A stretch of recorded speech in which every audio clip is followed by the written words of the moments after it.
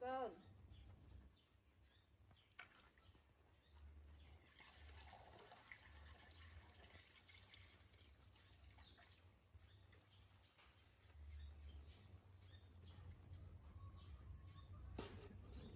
Đấy.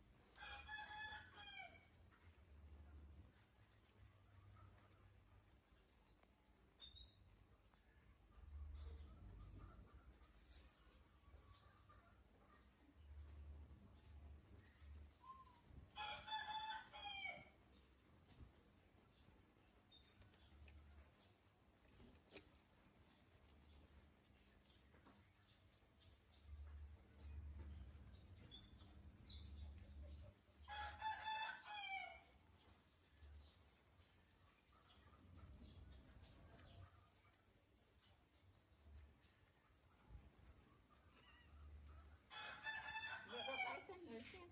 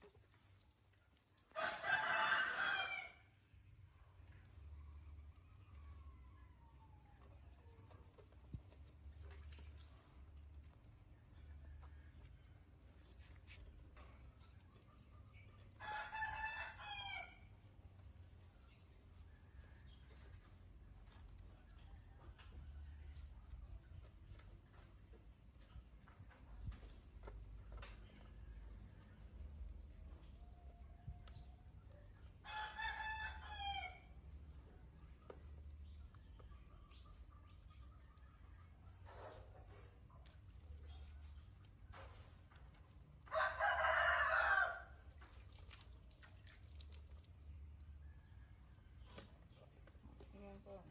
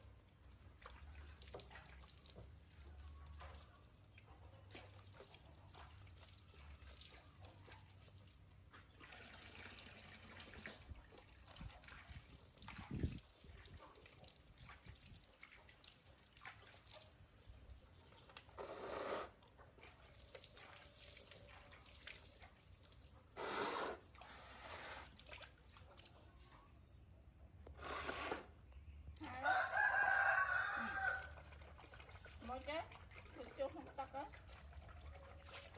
quất đấy.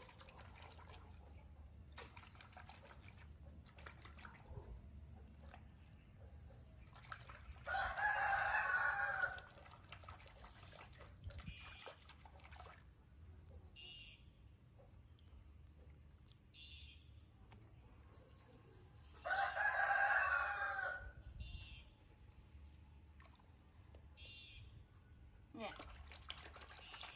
này mau,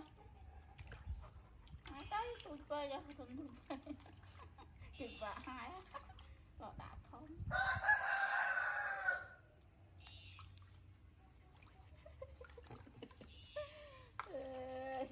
nật nè thuần tùy phê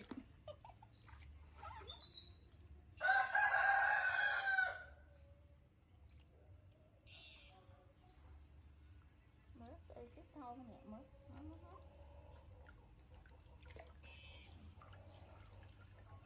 nó xiêm mất đi này là xây cái thau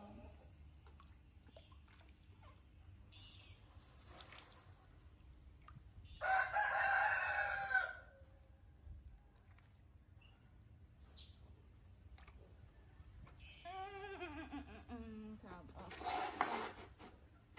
thảo thảo xem nó sao mà à thảo xem đâu đâu đâu chừng là xem chừng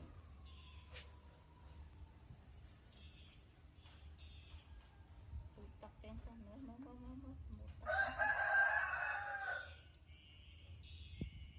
sao sao mất thế vậy ha hôm